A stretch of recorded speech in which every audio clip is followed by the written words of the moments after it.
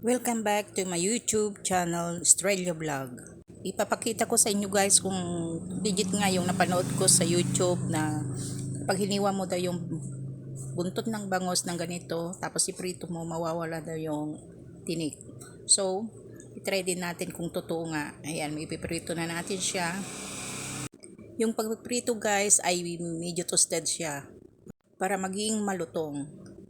Ako kasi guys, pag hindi ko pa nasubukan, hindi ako naniniwala yung mga pinapanood ko. Kaya lang ako naniniwala kapag nasubukan ko na. Ayan, ganyan siya guys pag prinito natin. Toasted. Kapag nag-ulam ako guys ng buntot na bangus, palagi akong natitinikan kaya takot na akong mag-ulam ng bangus. Kaya try natin ito. Ayan, luto na siya guys. Tikman natin. Tingnan natin kung legit nga. Kung totoo ngang mawawala yung tinik niya.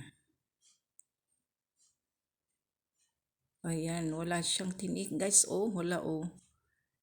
Bakit ganon? Saan napunta yung tinik niya? Oh, ayan oh. Wala nga.